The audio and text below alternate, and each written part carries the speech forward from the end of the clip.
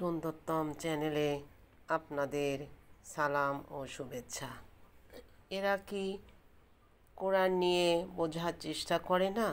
এই গ্রন্থ যদি আল্লাহ ব্যতীত অন্য কারোর পক্ষ থেকে আসতো তাহলে তারা অবশ্যই এর মধ্যে অনেক গরমিল পেত। সূরা নিসা 82 নম্বর আয়াত। পবিত্র আল কোরআনে বলা হয়েছে, যদি তুমি কোরআনকে ভুল প্রমাণ করতে চাও তাহলে শুধু একটা বৈপরীত্য, একটা গরমিল বের করো। এ কাজটিও অতি সহজ। শত শত ব্যক্তি আল কোরআনের ভুল এবং বৈপরীত্য ধরার চেষ্টা লিপ্ত রয়েছে। বিশ্বাস করুন, তাদের 100% হয়তো মূল গ্রন্থের বাইরে। যেমন তারা ভুল উদ্ধৃতি বা ভুল অনুবাদ দিয়েছে জনগণকে ধোঁকা দেওয়ার জন্য। এখন কোনো ব্যক্তি পবিত্র আল কোরআনে একটা বৈপরীত্য বা ভুল প্রমাণ করতে পারেনি।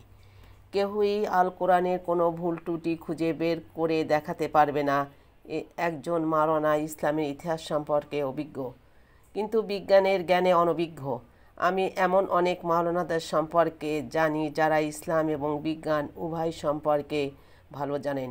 মনে করুন অন্য একজন মাওলানা যিনি ইসলামের ঐতিহাসিক ঘটনাবলী ভালো জানেন কিন্তু বিজ্ঞানে ভালো জ্ঞান নাই। আপনি তার নিকট গেলেন এবং বললেন, কোরআনে একটি বৈজ্ঞানিক ভুল আছে। তিনি কোরআনের বৈজ্ঞানিক ভুলের বিষয়টি পরিষ্কার করতে সক্ষম হবেন না। এতে বোঝা যায় যে কোরআন আল্লাহর বাণী নয়। আল্লাহ রাব্বুল আলামিন ঘোষণা করেছেন, দয়াময় রহমান সম্পর্কে তার নিকট জিজ্ঞেস করো যে ব্যক্তি তার সম্পর্কে অবগত। সূরা ফুরকানের 59 নম্বর আয়াত। যদি আপনি আল কোরআন সম্পর্কে জ্ঞান অর্জন করতে চান এবং এতে যদি বৈজ্ঞানিক বিষয় থাকে তাহলে একজন বৈজ্ঞানিক পরিষ্কার করতে পারবেন কোরআনের সেই ব্যাখ্যা। একইভাবে শ্রোতাদের নিকট থেকে কেউ আল কোরআনের ব্যাকরণগত ভুল যদি কেউ প্রমাণ করে, আমি আরবিতে পারদর্শী নেই, আমি একজন মাত্র শিক্ষার্থী এবং আমি আরবির ভুল সংশোধন করতে পারি না। আমি এই বিজ্ঞানের বিষয়টা সম্পর্কে ধারণা দিতে পারবো না, আলহামদুলিল্লাহ, কিন্তু আমি আরবির ভুল সংশোধন করতে পারবো। কেউই আল কোরআনের ভুল নির্ণয় করতে পারেনি এবং ইনশাল্লাহ ভবিষ্যতেও সম্ভব হবে না।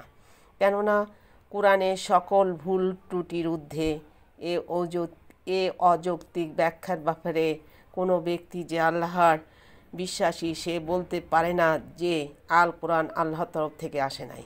যদি কোনো লোক সর্বশক্তিমান আল্লাহকে বিশ্বাস না করে সে অন্যরকম বলবে, কিন্তু একজন অমুসলিম যে আল্লাহর বিশ্বাস করে এসব প্রমাণ পাওয়ার পর সে বলতে পারে না যে এটি আল্লাহর তরফ থেকে নয়।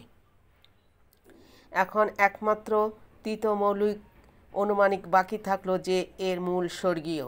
এটি আল্লাহর তরফ থেকে তাদের জন্য বলছি যারা আল্লাহ বিশ্বাস করে না, নাস্তিক। আমি অভিনন্দন জানাচ্ছি সেসব নাস্তিকদের যারা এখানে উপস্থিত আছেন।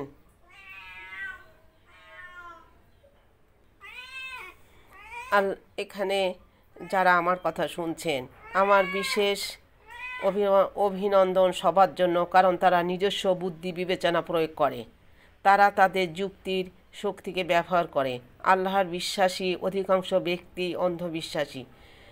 সে খ্রিস্টান কারণ তার পিতা একজন খ্রিস্টান, সে একজন হিন্দু কারণ তার পিতা একজন হিন্দু, যে মুসলমান সেহেতু তাদের পিতামাতা মুসলমান, তারা অন্ধবিশ্বাসী নয়। বিজ্ঞান এবং কোরআন ওতপ্রোতভাবে জড়িত।